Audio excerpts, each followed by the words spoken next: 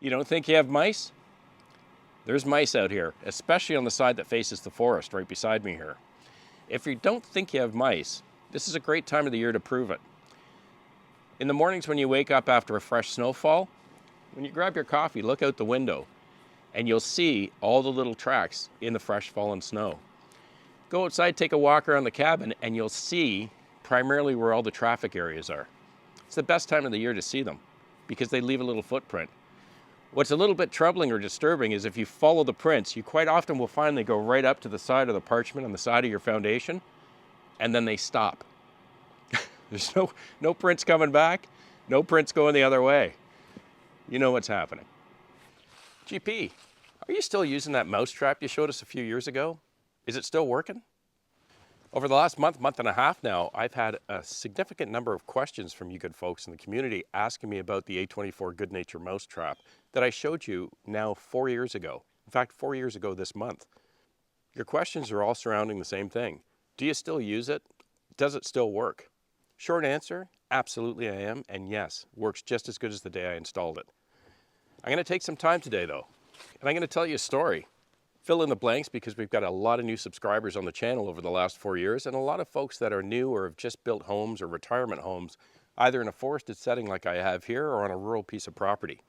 And if you've got a cabin in the woods, you've got mice. Hands down, you've got mice. And I have an effective way to look after it for you. Before we begin, a couple of disclaimers or a few statements. Number one, for you folks that are new to the channel, I am not sponsored by Good Nature. I don't get commissions if you choose to buy a mouse trap or not.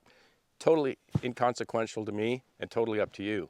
I will put the Canadian link in the description just for convenience, but you'll notice it is not an affiliate link. I'm sharing this information because I imagine that you're going through the same thing I did years ago, that I no longer have to put up with. Second thing, I'm going to fill in the video so that you're not looking at this ugly mug for the next 8 to 10 minutes. I'll throw some shots in of the tractor work I did, getting the area and the grounds prepared for winter, putting my attachments away, and I hope that'll provide a little entertainment while I tell you a story. Hope you'll stick around. Cheers. I had a contractor build my dwelling behind me about 11 years ago. I love it. They did a great job on it, and I knew I was going to have a mouse problem potentially, being that I'm sitting inside a forest. So I made sure that they filled every hole through any 2x4s or any internal walls or external walls, whether it was for wires, vents, piping, doesn't matter. I wanted to make sure that all of those holes were filled in, and I think they used some type of a spray foam type adhesive to make sure that the holes were filled in. I figured that would minimize the chance of any mice getting into the inside envelope of the dwelling. I think it helped, but it didn't eliminate it. I was in good shape for about a year to a year and a half, not a single mouse. Thought I was doing okay, but as we started closing in on that second year and we got into the fall here, things changed pretty quickly. As many of you know, during the year, at least the seasons up here, March, April timeframe and October, November has a marked increase in activity in the mouse population. And at this time of year, they're all trying to find warmth, and they know it's warm in there and it's getting cold out here. So I did what probably most of you folks do. I headed off to the hardware store. I bought a variety of different types of snap traps, poisons, different types of traps that were considered humane, some not so humane. And I started laying traps out all over the inside of the dwelling, trying to catch these little guys. I put out poisons, various different types. They have some of those sticky pads. I tried those. In fact, I even went as far as to do the bucket of water trick, you know, with the little spinner on top. All of these methods, more or less in my view, are a deterrent. They work to some degree, but they're not very effective, as many of you know over the years. Sometimes you'll wake up in the morning, the trap is snapped, your bait's gone, no victim. Or sometimes the trap hasn't snapped, your bait's gone, and there's no victim.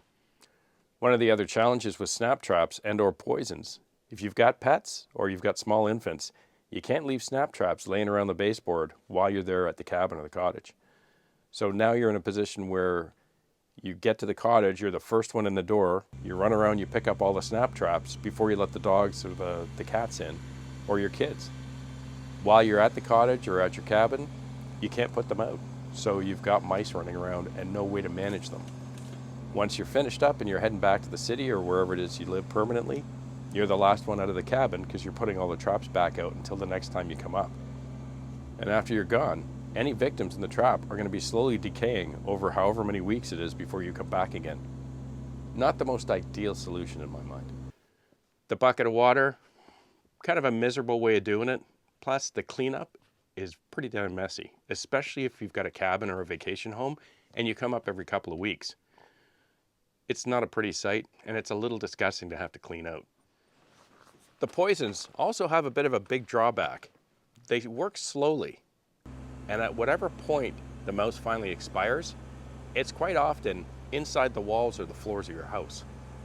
And the smell or the odor that eventually starts to appear inside the cabin or inside the dwelling can be a little stifling. In concert with all the money I was spending on different traps or poisons, I was also trying to go around the outside of the house, particularly places like the soffits or down towards ground level at the top of the foundation, trying to find any holes or cracks where I thought these little fellas might be getting in. And then I finally took the big step, like many of you. I called a pest control company. And for several years, I paid 2 or 3 times a year to have them come out, reset, once again, traps that were primarily built with poisons, and to go around the outside or the inside envelope of the house to see or identify areas that they felt that I needed to tighten up or fill or close in some manner that might be giving these little guys the opportunity to get in. Again, not very effective. I still had them most of the time, but in theory, it should have been minimizing the population. I wanted to just share this with you. The first time the pest control guy showed up at the door, I opened the door, he walked in, after saying hello, stood for a minute, got a bit of a scowl on his face, and he turned and looked at me and said, "I smell death." And I said, "Yep, that's what we smell." That's how strong the odor is as these little fellas expire and eventually rot inside the walls of the house. It's just not pretty. So, in my continuing quest over the years to find a better way to mitigate the mice inside the dwelling, I stumbled across this A24 mousetrap by Good Nature. Looked into it, and for those of you that might remember, it was 4 years ago this month that I actually got it. I did an initial video on it, an unboxing, as well as showed you how well it performed in the first couple of days. I'll put that link, I believe, right here. And then I did a 6-month review after the winter, and I'll put that link up here shortly. I'll also put them at the end of the video if it's helpful for you good folks. It's now been 4 years, and I still to this day have found that this is the most effective and efficient solution to the problem. Until about a week ago, I have not seen a single mouse inside this dwelling in 4 years. I leave my A24 down in the crawl space below. I have put it out in the shed and in the back and the side of the house, the side that faces the forest, and it works great. But I leave it primarily in the crawl space because I've learned over the years that's where they seem to be coming in from. Underneath, across the rock shelf and up through the walls and into the house. 4 years, I've been mouse free until about a week ago. So what happened about a week ago? I got complacent, 100% my fault, and I had to fix it quickly. Just recently, I went down into the crawl space because I've got some storage down there as well as all my utilities, the furnace, everything is down there. I don't go down often, probably once every couple of months, but that's where my A24 is. And for the first time in 4 years, I went down into the crawl space. I was in the middle of a project. I had to grab something. I looked over at the trap, and there were no victims. And I thought it was a little odd because there's always victims. Every time I go into that crawl space, I got to clean them up, get them out of the crawl space.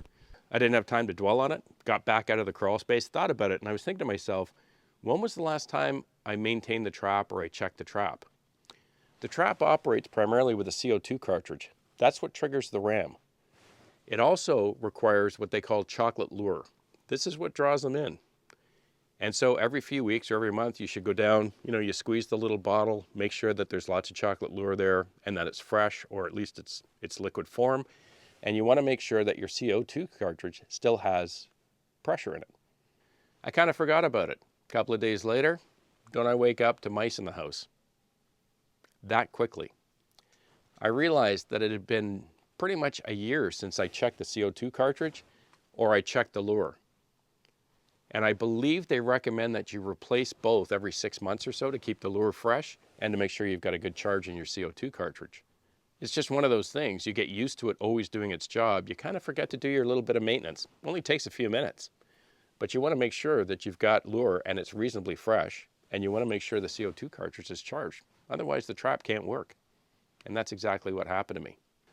So I caught 4 little guys inside the house, went back down into the crawl space, replaced my CO2 cartridge, which had clearly run out, and put a brand new little bit of chocolate lure in there.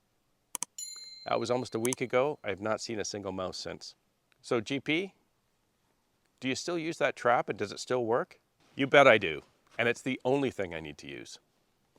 I'm protected again, but this time I put little reminders in my calendar every 6 months just to check the lure and the CO2 cartridge.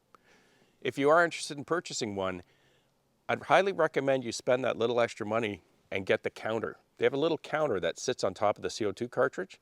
Every time it fires, there's a digital counter that clicks up one. So you can tell, A, if it's been doing its job, especially if you leave it outside, because you'll tend to find that the wildlife will look after the victim for you. Secondly, those CO2 cartridges are good for, I think, about 22 to 25 victims before you need to replace it. So having the counter gives you that visual to know that there should be or shouldn't be any more CO2 left in that cartridge.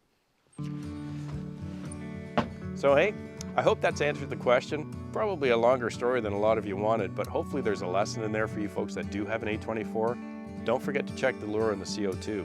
Keep it working. Makes life a little bit nicer. Have a great week with your families. Please be kind to each other, and I'll see you again right here.